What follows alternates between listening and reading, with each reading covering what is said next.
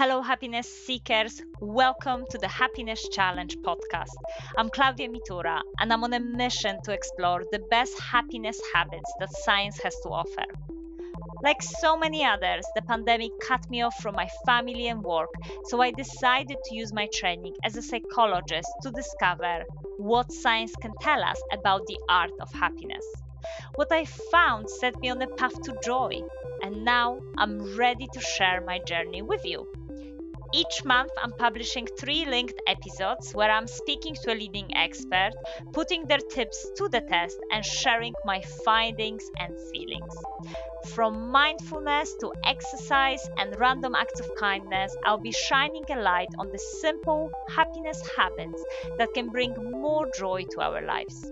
So join me as I embark on my challenge, and together we can become more successful, resilient, and happy. Hello, happiness seekers. Welcome to this month's Happiness Challenge, where I'll be exploring how to breathe our way to happiness. And helping me with this exciting topic of breathwork is author, coach, and breathwork teacher Isabel Tew. Isabel is going to introduce us to the concept of breathwork and guide us through some practical breathwork methods that we can use day to day to influence our mood.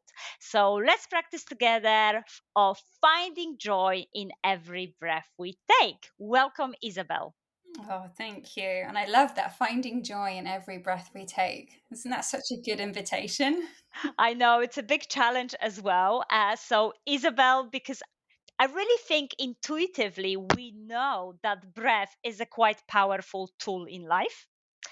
I'm sure we all been in situations where we said to ourselves and other people, it's okay, just breathe in, breathe out. But what is actually breath work? How would you describe it to someone unfamiliar with it? Yeah, it's a good question because it's actually quite a big field. It's a little akin to the whole field of meditation or the whole field of yoga. Like, it's connected to those things. But in essence, breath work is about using your breath, using the way you breathe to influence how you feel. And whether that's to feel more relaxed, more excited, get ready for like a big event. And the ways we can breathe, I mean, we'll get into many, perhaps there are hundreds, but that's the essence of it. It is changing and using the way you breathe for a particular effect. I love that. So, really paying conscious attention of how we breathe and using that powerful breath to modulate mood. Love this. And Isabel, we met at the fantastic breathwork workshop where you were one of the teachers and you introduced me to the field of breathwork. So thank you for that. And it was definitely a beginning for me in my journey. And I know that you have very interesting story of why you decided to dive into breathwork. So tell us a little bit more. How did you get involved in breathwork and what drew you to this practice particularly? Yeah. I mean, the essence of where it started was with yoga. And the reason I started yoga was more around I was managing anxiety. So that's been a challenge that has often shown up in my life, bit of panic and anxiety, maybe mid-level, clinically at times. But if you look at the yogic approach to the whole path of yoga, just very briefly, it's not just movement. Yoga starts off with like ethics, a sort of a foundation of like good thoughts and good actions. Then we get into the movement side of yoga, and yogis call that asana, but that's the sort of gymnastics you see at a yoga studio. Great fun. And then the next level up, and this is before meditation, we've got what they call pranayama. So the yogis call it pranayama, but that is really breath work. It's using the breath to impact your nervous system and change how you feel. And all of that was done before you go into these higher states of meditation. And so I found breath work really through that yoga approach. If I'd been prescribed yoga by the UK's NHS service, which is kind of interesting, And that was to help me with anxiety. I loved it so much. I did yoga teacher training. I sort of learned about this whole system. And I felt like, oh, this is interesting. Like the pranayama, the breathing side of yoga, you hear it a bit in the class. Like anyone here that's done a yoga class might have heard, breathe in as you do one posture, or take a deep breath, or your breath being an anchor into the present. These are things we might hear, but then like as you start researching it like I did, there is just so much more depth available when we look at how we breathe. Both, yeah, how we breathe. It's amazing. There's so much in there.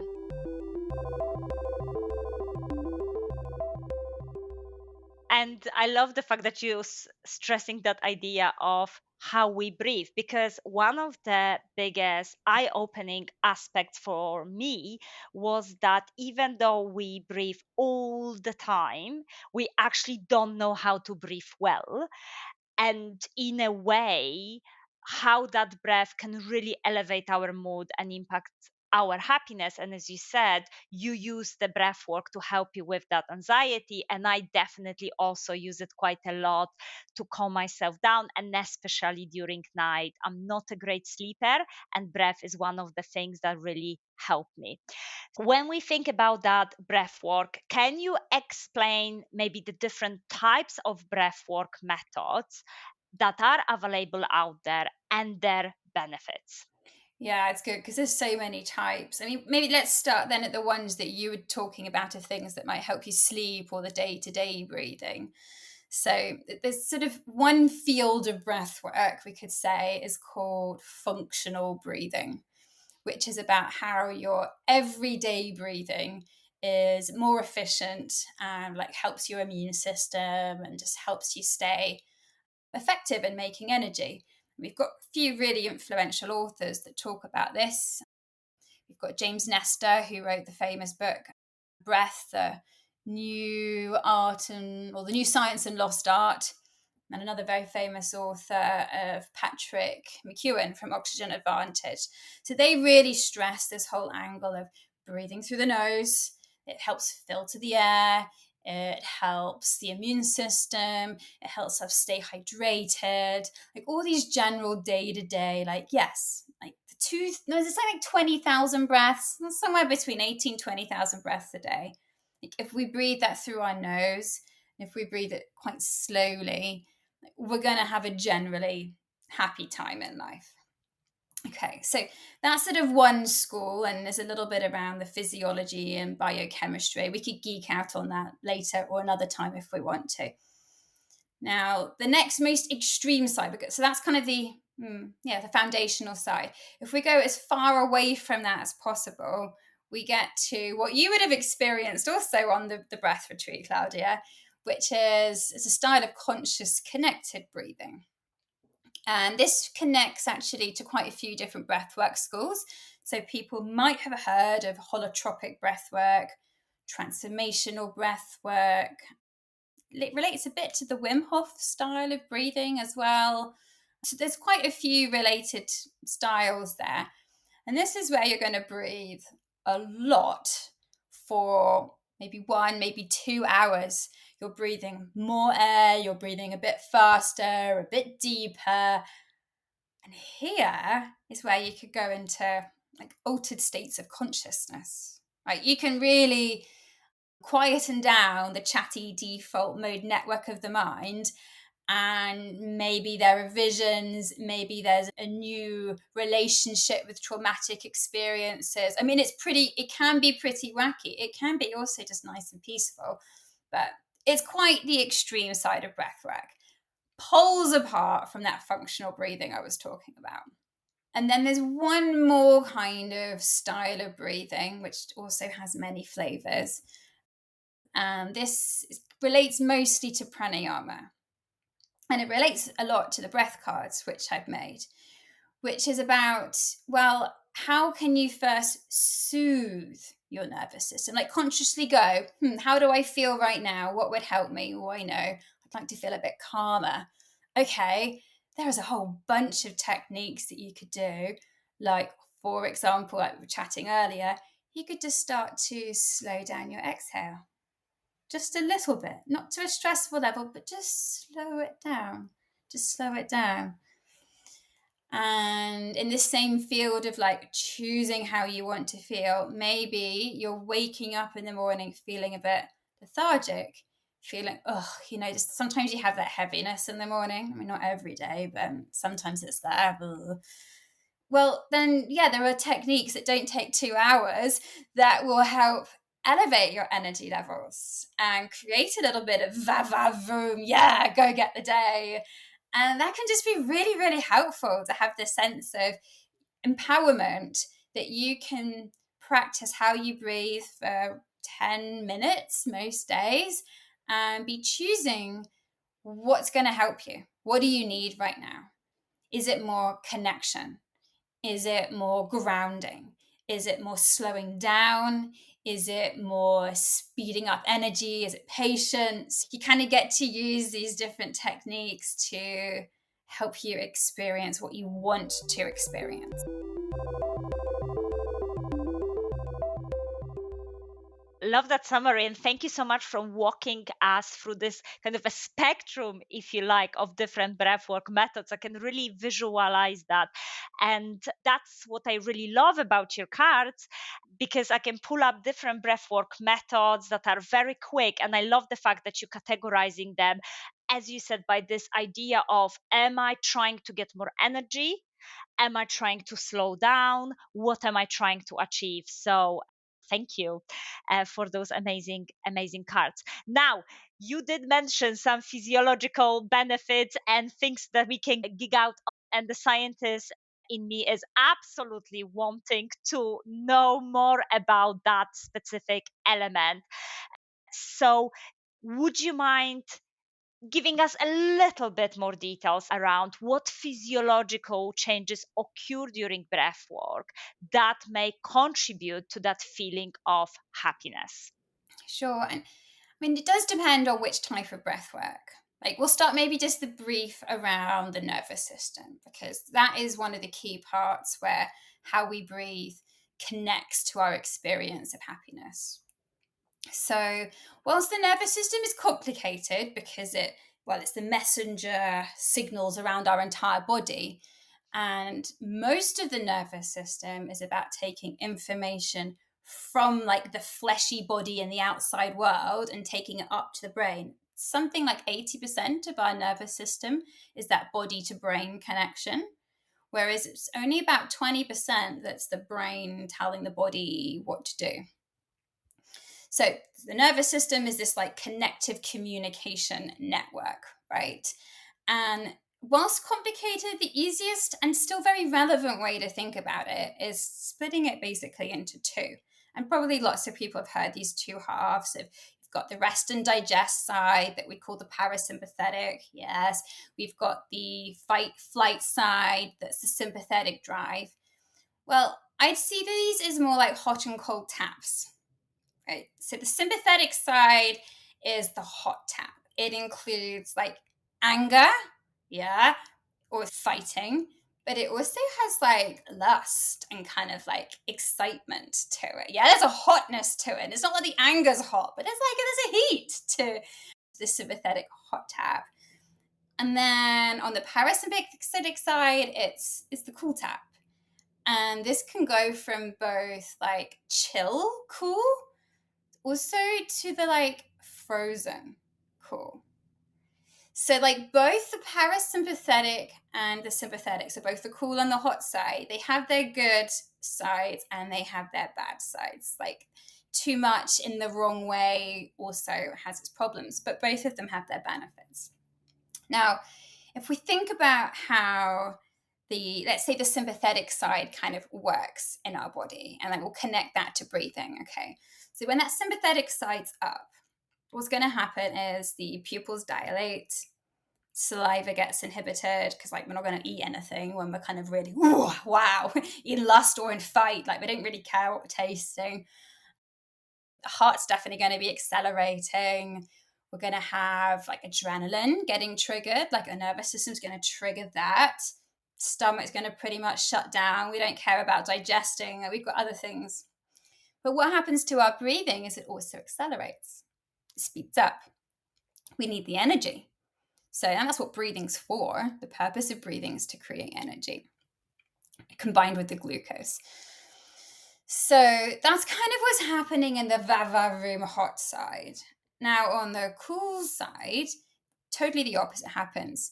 You'd find that your pupils, they're going to constrict, that your saliva is going to start happening. You're not going to have adrenaline. Your stomach's going to start getting like, yeah, we're ready for food. You can get more aroused in that calm state, but your breathing is going to naturally slow down. And out of all of those systems, like the only thing we really have much control over is choosing how we breathe. Like it'd be pretty hard to consciously choose how much saliva you have in your mouth. It's hard. Maybe not impossible, but it's difficult. Same with your eyes. Like quite hard to just like go, I'd really like my pupils to constrict right now. Like, yeah, okay, great. Not really going to happen. And so that's where breath, like all those systems will work together. And when one of them is happening, they kind of cascade the other ones to happen. But breathing is that amazing thing that we can consciously breathe as well as automatically breathe. And it's not the only system that can do that. I mean, you can consciously blink and unconsciously blink. You can consciously swallow and unconsciously swallow. But yeah, the way we breathe is going to have the much bigger effect in helping tune which parts of those hot and cold taps are mostly on. So now we know that. How does the nervous system then play out in like our everyday experience of happiness and breathing? I don't know, a fairly classic example is you've been at work, you've been a bit stressed, you're definitely going to have a lot more hot tap on. Whether that's good stress or less good stress, actually in a way doesn't matter, because you can't live with just the hot tap on. Like you run out of steam, it's exhausting. You need to find ways to turn on that cool tap and start easing things off. Well, how are you going to do that? There are lots of ways, different people have their different methods, but certainly one of the easiest ways is to choose to slow and regulate your breathing to a comfortable but just slower pace. Meanwhile, you might be saying things in your mind like, yes, I can breathe myself to ease, or I breathe in happiness, for example. So you can use positive psychology with it, which I love to do. Are you going to be happier if you can, at the end of your day, help transition yourself from feeling a bit like stressed and overwhelmed into something that's more relaxed? Like, yes, like that's definitely going to contribute to happiness. And then if we look at a completely different angle of happiness and like the science connecting it to breathwork, there's also this angle of overall nervous system regulation and about like how trauma lives in the body. That's becoming quite a mainstream understanding. And particularly when we go into these big, like that hotter style of breathwork, I talked about that conscious connected breathing. It gives us a really valuable opportunity to step in to the intensity of life, the opportunity to maybe uncomfortably experience a traumatic event, but now you're adding in the knowledge of I am safe. Yes, this thing in my mind and in my body is happening. Yet when it first happened and it became that trauma response in my body, I didn't feel safe. But now I'm in this breathwork session. It's, not everyone re-experiences trauma, but I have done before. And if you can re-experience a traumatic event, knowing that you're safe, it can hugely unwind this like coil, this knot that's happened in your nervous system that's just like getting in the way of everything you experience.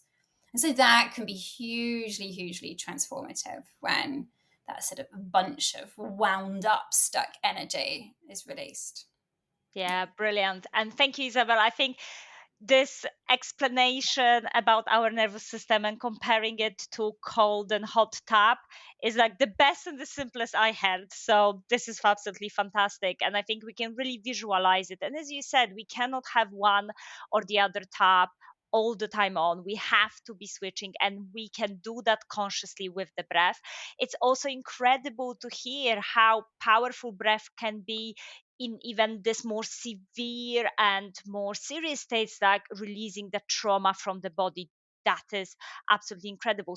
So I'm sure my listeners are already sold. This really sounds like breath work is really that free happiness. So, if we now look at that practical level, day to day life, how can we be integrating breath work into the daily routine? Any advice from your perspective? Because I definitely feel that the key challenge is that when life keeps me busy, I forget to pay conscious attention of how I breathe. So I go on to autopilot, into more shallow breathing, more into maybe even breathing through my mouth. And as you said, it's almost like all the opposite of what we're trying to achieve with the breath work. So, any advice, any tips of how can we really successfully implement breath work into our day to day life? Yeah, it's definitely a journey how you implement it. And of course, everyone's going to have their preferences. Yeah, from my point of view, from teaching people and practicing it myself, and things my teachers have said to me before too, is some sort of daily practice is going to be really, really helpful. And it doesn't have to be long. Like, it could sometimes just be 5 minutes. But doing something every day is going to start in training a habit of breathing in a way that is, well, first, a habit of getting curious about, wow, yes, my breath is important, and paying attention to it. But also then this active choice of, wow, how am I? And what would help me? Like, that's important to ask yourself regularly. Like, if someone really wanted to go on quite a healing journey with breathwork, I'd probably be recommending to start with twice a day, 10 minutes. Some people might just choose to start with once a day. That's okay. But like, from a recommendation, making a habit of twice a day, 10 minutes. If you couldn't make 10 minutes twice a day, 5 minutes, that's still really, really good, and celebrate it when you do that. And yes, you might choose different techniques, but it would probably be something first thing in the morning. First thing in the morning, and then either at lunchtime or in the evening. If you do want to get into different types of practices, or yeah, maybe different types of practices here, things for the morning. So if someone's totally new, then I would always recommend that they start learning practices that are more of the calming nature. So in breath cards, there's a whole series of cards that's all about calming things. And that's just the perfect place to learn, to like start to connect with your breath and to do so in the most sort of safe and nurturing way. So you could literally, with the card deck, pick any of the calming breaths. Maybe if you're so brand new, you might choose a foundational one. They've got like a level of experience on it. This could be something like humming. There's the beautiful Brahmari practice. Maybe you want to hum for a few minutes every morning. Or yeah, maybe you're going to breathe through alternate nostrils. I know you've done that one, Klaudia. Alternate nostril, Nadi Shodhana, as we call it in yoga. Like, the exact practice might not matter, and it will probably keep changing over time. But if you're so new, then you just pick one of them. Pick one of the calming breaths and just do that every morning and maybe every evening too, start off with a month. See how you feel after a month. How's that? So that would be the kind of starting recommendation. Then if someone really felt like, I want to do more, like I'm in it, I want to fully experience breath work, then I'd be suggesting adding in a 20-minute practice a day can be really good. I like to do a 20-minute practice. I don't get it every day. Oh, well. But that would be nice to do 2 short ones, 5-10 minutes, 20-minute one, like, great. It depends. Are you also doing yoga? Are you also doing any other kind of exercise? Like, don't overwhelm your day, but yes, 20-minute practice could be absolutely excellent. And then, yeah, for the conscious explorer, maybe that conscious connected breath I was talking about, a bit like holotropic, that could be more like a once a month thing. definitely not every day. Definitely not. That could I don't know, that's a bit of a dangerous rocket at that point. But yeah, like once a month that you'd go to an event or you'd go and have a one-on-one experience with a facilitator, that could be a wonderful thing to do. But, just not to accelerate too fast. Yes, absolutely. And fantastic. And I love the fact that you're giving us these different levels of starting small and then progressing slowly and building that habit. Sometimes when I don't have time to do 10 minutes practice, 1 minute for me, and sometimes even in between very stressful meetings, 1 minute just for paying attention to the breath. And I really see that difference.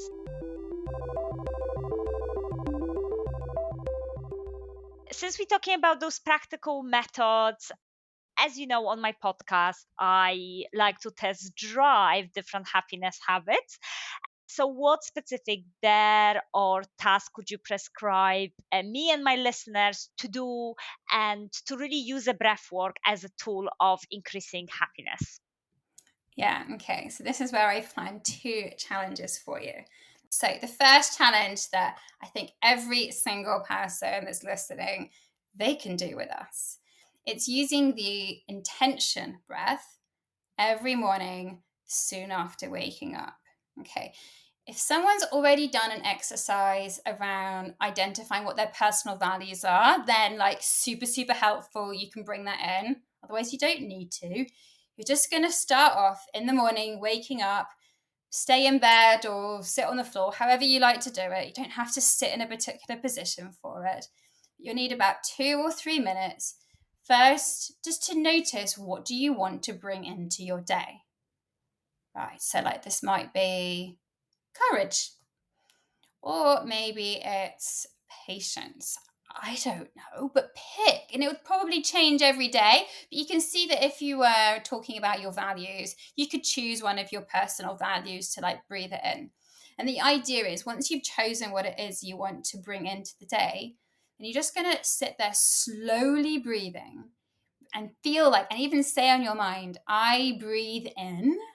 And you add in that quality. Let's say it's courage. I breathe in courage. And I exhale courage to share. I breathe it in and I breathe it out to share. Maybe you do 5 or 10 breaths like that, but you got to do it slowly and saying it in your mind. And if I'm looking at the breath card here of a few other examples, so I personally like doing something like I breathe in love and I breathe out love to share. But maybe you want to breathe in courage and exhale doubt. You totally can. You can be creative in what you are breathing in, but it's making your intention for the day and spending a few minutes breathing it in, either letting go what you don't need or sharing out what you plentifully got, and just letting that prime your day. Yeah. So that's your first, I think everyone can do that. What do you think? Yes, I agree. I think that's fantastic, especially that, you know what? The first thing when I wake up in the morning, my mind loves to grumble. So I know that stopping and actually pausing, it's amazing. And if we have an intention, it is very powerful. So, okay, tick, Yeah. love that. What's your second one? Now, this challenge takes about 20-25 minutes. Okay, so this requires a bit more from someone, and sometimes people don't have that time or don't want to use that time. And this is a practice again for the mornings, and I'm going to give you a link on my website so people have a video for it. And I've called it Express Morning Kriyas. And this is a sequence of movement and breathing practices that go first energizing, creating a bit of heat and excitement of, oof, yes, we're ready for the day, and then tails off into some calmer practices. It's all guided, but there are just also a few cautions for why people would practice or maybe who shouldn't practice. It's all written on the site, but kind of as an essence, you wouldn't want to do this morning Kriya practice if you might be pregnant or if you have seizures or really quite severe cardiovascular or circulation problems. But for most people, it's absolutely excellent. And it's one of my favorite things to do in the morning, just to get things going and it includes the intention breath near the end. So if you do that morning Kriya practice, then you've also already done the intention breath practice with it. Brilliant. I love it. I'm definitely going to try it starting from tomorrow. Since tomorrow is Saturday, hey, I definitely can find extra time and to do a little bit of extra breathing. Fantastic. So, Isabel, that is so excellent. Like so many useful information that you have shared with me and my listeners. And my final question to you, which I always ask every single guest, what makes you happy? What makes me happy? You know, Klaudia, a lot of things help me be happy. Like, it can't just be one. Like, for me, there's a sense of balance of being around people, having my own time, being sociable, being very active. My body likes to be active. But one thing in particular that's like feeling very important at the moment is for me to spend time by the sea. Like, yes, I love to go quite cold swimming, like just swimming in the Solent, swimming in lakes, Hampstead Heath, like wherever I can swim in natural, quite cold water. That just brings me into presence fast. And I think my breathing can start off fast and then I slow it down. Like it all relates to it. But at the moment, that's the thing that's singing to me of like, yes, more swimming time is what helps me stay happy. Thank you so much, Isabel. Where my listeners can find out more about you and specifically the cards. I know you're going to share the link to that morning practice, but overall, where can we find you? Yes. So you can always find me on my website, which is isabeltew.com. And this connects to all the breathing practices. There's an online portal there that shows you the write up of the different practices, as well as there's a membership for anyone that really wants to be part of all the videos or enjoy all the videos. And maybe the other exciting thing definitely that we were chatting about before is that breath cards is something that Klaudia's got the original, like the first version that I hand printed, and you've already got that. But the new news is as of the 29th of October this year, which is soon approaching, breath cards comes out again in this new sort of fancy edition. So all the practices actually we've spoken about, including that intention breath, breathing slow, conscious connected breathing, those cards are all there. And really they're there to help people remember to practice. I think that's something that you said, sometimes I just forget. Well, that's why I have a card sitting on my table just to remind me. Do the practice and you'll feel a bit happier.